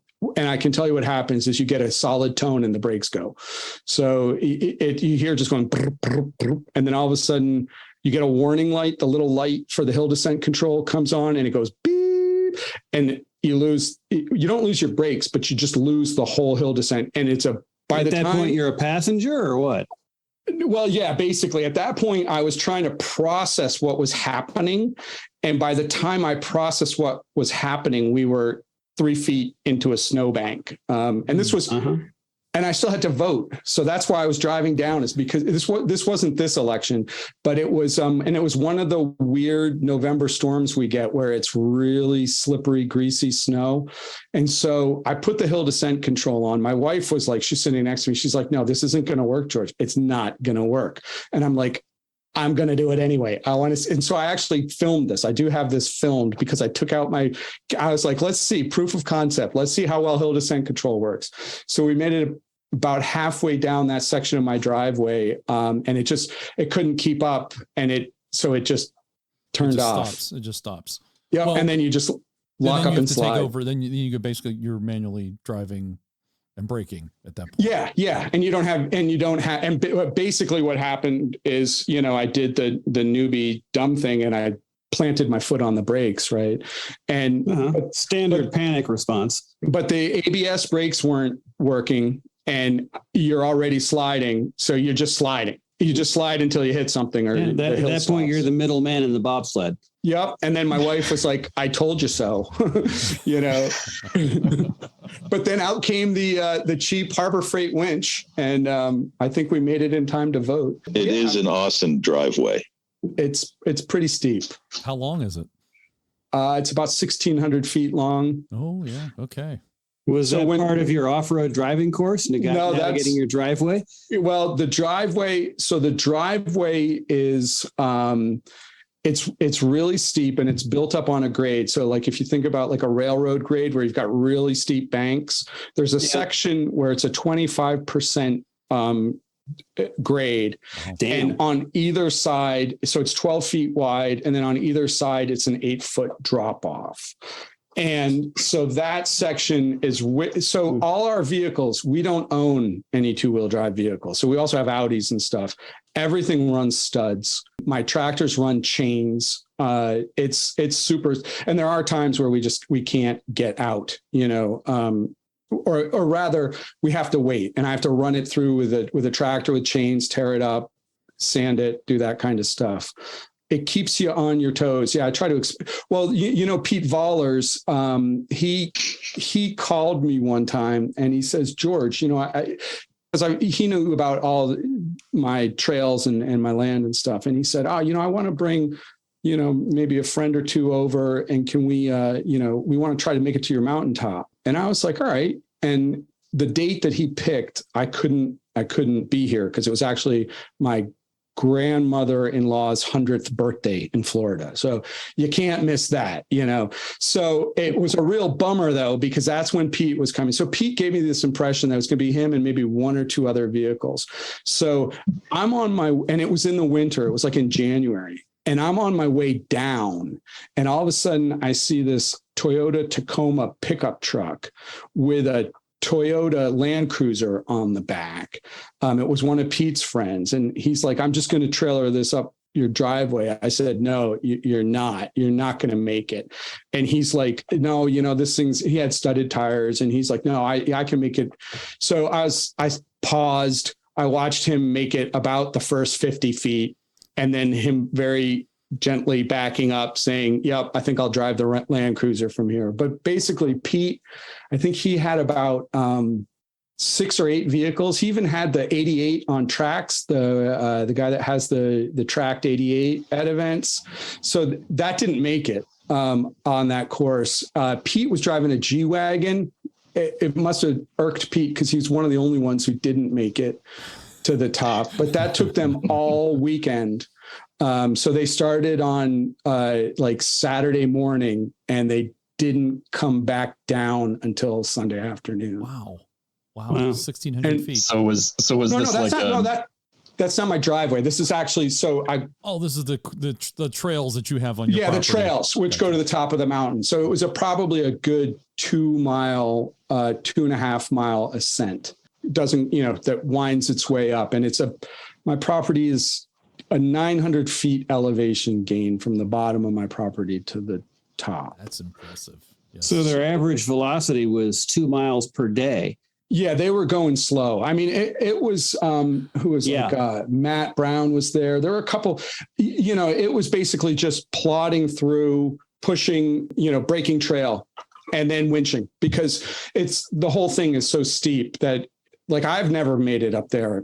I've never tried, but it's a serious challenge to make it up. So this was sort of like a miniature, play version of the ascent of Mount Washington. Yeah, basically. and Pete turned it into a bigger event than I was anticipating. So I want to say it was probably, again, I wasn't there, which was a bummer. I would have loved to have been there, but I want to say that it was like 8 or 10 vehicles, all highly modified. Yeah, there's an article in Rovers North, right? As I recall about this whole ascent attempt, right? The Mount Washington one, yes. Okay. That wasn't this what you're talking about. No. I'm not. No, I'm not that big. Okay. So no, the Mount Washington ascent was pretty cool. That was I think they did that in Range Rover Classic. In a 110. I think sounds about right. Yes. I think and a Snowcat. Yeah, the Snowcat helps. It's a serious, the thing about that is it's like driving out in Colorado, right? If you make a mistake, you're going over the edge big time. And I mean, they did it and the wind and it's a brutal environment up there. I mean, the what is it? The really high definition movies they do, the Max something, IMAX, yes, the IMAX movie of Everest was actually filmed on Mount Washington because it gets all that extreme weather. But yeah, that was I didn't have anything to do with that. I asked them if I could do that, and they just said no. But yeah, so now I'm basically LR3s, and I like the LR3s. The new Defender is a funky vehicle. I don't really consider it a Defender. I'd love to have one if I had the money. I'll wait. There's one thing that Land Rovers do exceptionally well, and that is depreciate. So, when one of those Defenders comes down into my price range, I'm like low hang. I don't, I spend the last LR3 I bought was for $3,500. The one I bought before that was for 10, which is probably the most I've ever spent on a Land Rover. I don't think I've spent more than $10,000 on any of these. And so when they become affordable, I might, but an LR4 would be nice. The LR3, LR4 for a modern vehicle, I'd use them as daily drivers, and I literally put the rooftop tent, drive out to Colorado. We were hitting some pretty serious trails, and it handled those really well. And it's proven to be, I've had some problems with it. Some of the typical problems with the shift linkage kind of crapping out on the auto box, and the steering ball joint crapping out, and the compressor crapping out once, but they're actually not that hard to fix. And other than that, they're pretty reliable. They're super comfortable. They tow awesome. So I've towed all kinds of stuff with it. I've got a 18-foot beaver tail utility trailer, and I've towed, the last thing I was towing was big rocks that have been moving around on my property. So a lot of weight, and that traction control system, it works really well. I'm almost to the point where I don't even care where the dial is. I just mess around on my driveway. So it's interesting to see. It knows, for example, it knows the steepness of the hill. It's got a little, so it won't shift going up my driveway. And then I play around with the different settings to see what setting or what can I do to try to make this thing shift up while it's in the various off-road modes. And I play around. You don't get the little pictogram of the diff locks and stuff. If you're just in the standard mode, you have to pick one of the terrain modes for it to do the pictogram. So I don't know how much it changes, if it makes a huge difference, because I've done the winter romp and totally forgotten to put it into any mode. The only thing that I do is turn off the traction control. That's the one thing you have to do with those, because it just throttles back. But other than that, it's been a good truck. So you're saying that terrain mode it's a good thing, but it's not, maybe it's just like on or off. Is that kind of what? Well, no, the terrain. Well, so you got the different flavors with the sand, the ruts and rock, and the mud. And I don't see practically speaking, a huge difference between any of those. But when you just turn it off, it also works great. But once you turn it off, you don't get to see as much of what the truck is doing. I mean, it's seamless when it locks and unlocks the differentials. So unless that little light is telling you, you probably wouldn't be aware of it. But I have found that it'll lock the rear diff without the center diff being locked, and counterintuitive things. I go to a lot of the shows in Europe. So I was in Bad Kissingen, which is a big off-road show. And I met this guy who he built his own OS for the LR3 and the LR4 so that you could actually engage all of these things yourself. He had a little Raspberry Pi type thing. Mm-hmm. So he could lock the diff and he could unlock it, and he could actually, because it's also a limited slip diff. So it's got a clutch pack in it, and he could adjust on his own the clutch, and he could do all and I was kind of it was brilliant, but I was I don't think there's a big enough market out there. If it was a Jeep and they sold hundreds of thousands, that guy would probably have a business right now as a kit. And he was trying to sell it and work it up at this show, but it was really funky. And I was wow, that's cool. Cause then you can lock that diff anytime you want and unlock it anytime you want. And he also had different algorithms.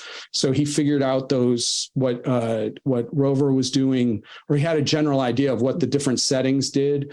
And then he could amp them up and exaggerate them. Kind of like when you mess around with a camera or something, and you can really if you take a raw image, it was sort of the same type of thing. It's just code. This is a guy with too much time on his hands. Yeah, no, he's trying to make a business out of it though. So I never heard. Yeah, I don't know if there's enough volume there. No, exactly. That's kind of the challenge. I mean, as a $200 DIY Raspberry Pi kit, though, maybe. Yeah, I don't know. And the other thing that he had that was really cool is he had 2 big air tanks, so that he had more air capacity for the air spring suspension. So that was, it's hard to wrap your head around the way the air springs work. And so when I was learning, doing the Land Rover driving instructor thing in the UK, that was like P38 days, right in the very beginning. And it had the airbags, and the airbags. So you would think that when you put more air in the airbags, the springs get stiffer, but they don't.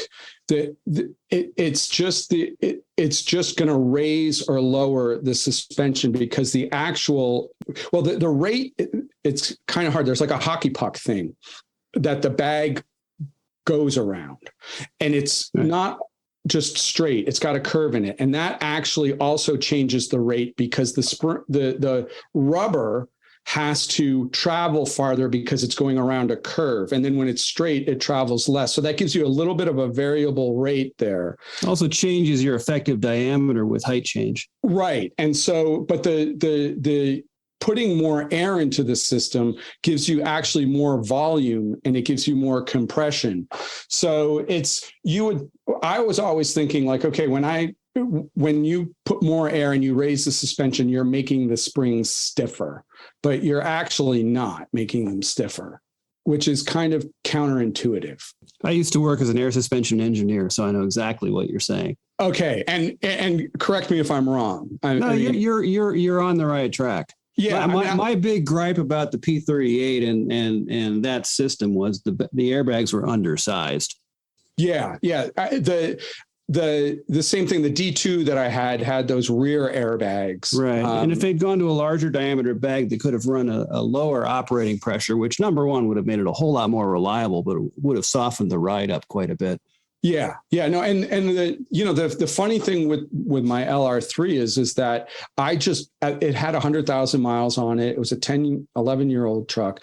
So I just, as matter of course, bought new rear bags, and I swapped them out. And the original bags were actually, they didn't actually look that bad. I mean, they're not that hard to change. I mean, they're easier to change than a coil spring, as long as you get the pneumatic connections right. They're finicky. Once you do that, it's proven to be. I like that air suspension, and the rear axle travel on the LR3 is pretty impressive. When they kind of cross them over so that the pressure from the one bag is going across to the other one. That's as far as a independent suspension, rear suspension goes, that rear suspension has a lot of travel. I'll tell you what's next for me is to get my first Defender actually rolling and running. Assemble the kit. Yes, exactly. The one that is more than 10 years now. That's my holy grail of Land Rover things. We have a friend here in the Pittsburgh area that his first Rover he bought and accumulated parts for. It took him 22 years to build it. Yeah, I'm up there. I'm getting close. Are you going to take that to Winter Wrap? Are you going to take that to the Diamond Jubilee then? Is that the Vapor Rover? No, but the 101. The 101's basically all that needs is some maintenance stuff. So that's what I'm hoping to bring. Some maintenance. What does that mean? Well, it definitely it needs that hose, which the hose from the oil cooler to the engine is like Whitworth on one end and metric on the other. Oh, neat. Yeah. So, or something. Don't get it on backwards. Right. It's 2 different standards. And I actually got the replacement for that. So I have to change that hose. And I probably, since it's been parked for like 4 or 5 years, I have to kind of wake it up gently, so to say, and kind of make sure everything's good. But they don't like to sit. Yeah, no, it's the death of any vehicle. And it breaks my heart that I haven't actually, gotten out there. And first I have to pull the 91 Range Rover that's got it blocked in out of the way. It's always that in order to get to that project, there are 3 other projects that you have to get done first before you can get there. That's all. Yeah, but you got a tractor and a chain. You can get to that. Oh yeah, no, I'll get to it. And it'll be nice to hear that V8 fire up again. And you'll drive it straight to Great Peak. I think I would probably, since I'm becoming older now, I think I'd LR3 trailer it. Oh, nice. And then, so I'd come with 2 Land Rovers. It's a long, the challenge with getting out to Greek Peak from where I am is it's not quite a 2-day drive, but it's like an 11-hour, highway speed drive. So it's right in between. You want to kind of do it in a day type thing, but in the 101. And the other thing is I want to just be careful I want to wake that vehicle up slowly. I mean, that might be a little bit of a shock for it to have it sit for 5 years, fire it up, and then try to drive it, halfway across the Northeast. Well, start in March. That'll give you a couple of months to do that. Well, hey, Ben and I are looking at trying to get our 101s going. So you might have some motivation to get Percy going. Yes. No, I think it would be fun. We could have friendly a little competition. Yeah. And a little reunion. Cause I think it was like 3 101s last time, and so it would be fun to bring some of them over. Can we get a pool going on whose is done first? Nope. I don't know. I don't have a chance. None of us have a very good track record in like getting vehicles quickly on the road. Are we hearing competition? Is that what we're hearing? Oh, I think the competition's been going for 5 years now? Yeah. It's the tortoise and the hare, and all 3 of us are like trying to. Actually, we're all hares, but we're running around in different directions. Yeah, no, I think it's like Ben as well. We all have so many projects going on that it's just really hard to stay on any given project at any given time. Well, that's the nice thing about having the 75th. You have something to focus on, and now you can focus your time and attention. I said it here officially. I'm going to try to get the 101. You are on record. I haven't even told my wife that that's what we're doing this summer yet, so we'll see. Nice. Well, George, it's been wonderful having you on the podcast, talking about your adventures in Roverdom, and I really appreciate you taking the time. I suspect you'll be a frequent guest now because it sounds like you have more stories that we need to hear. Well, I really enjoyed it. We hope you enjoyed show number 118 for January of 2023. It is now Land Rover's 75th anniversary year. Thanks to George Bull for his turn and talking to us about getting down his driveway and other adventures throughout North America. And also thanks to the One True Pax for his continued production support. We do appreciate your help on the sound aspect of the podcast, Pax. And of course, thanks to Harold for coming on the podcast. Thank you, Harold. Yeah, $10 is $10. And of course to Morgan, who had to call in sick for today's show. And thanks to Dixon, who has been recently paroled from His Majesty's Guest House for coming on the program. Thanks, Dixon. No problem. And congratulations to our friends over at the Underpowered Hour on reaching their 100th episode. Congratulations, gents. 100. Welcome to the club, guys. It's a great achievement. We know that it takes there's a lot of effort that goes on behind the scenes to get out one episode, let alone get out 100 of them, and a fair amount of self-abuse. So I understand that the 100th episode is only 34 minutes long, and I believe that's because Ike was off in the shop welding brackets onto the front of the NAS Freelander that Steve is going to try to drive across to the 75th, so he can go and Ike can go and tow it behind his 80-inch. Though only as far as Wisconsin, I understand, because Steve Owen will be taking over to tow it across Ontario with his 80-inch. It's amazing what kind of gas mileage and fuel economy a Freelander can get when it's being towed across a continent. See, now those brackets are referred to as the range extending package. Ah, yes, that's right. I recall seeing that. Visit our website, Centresteer.com, to listen to previous shows and for show notes, which have links to stories discussed in today's podcast.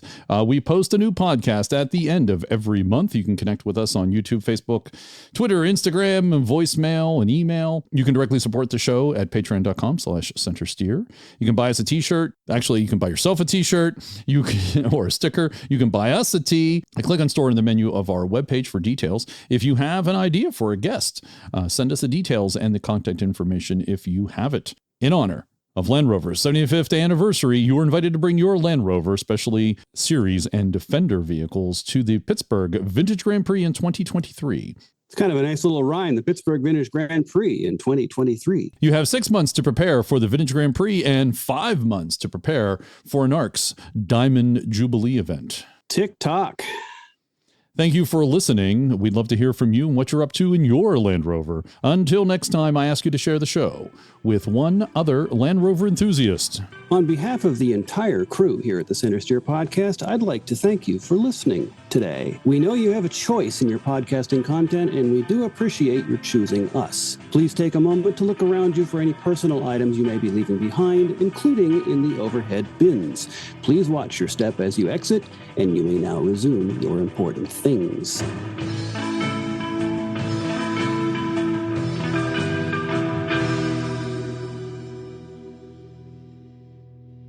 I got to go get on an airplane now, so I will talk with you chaps later.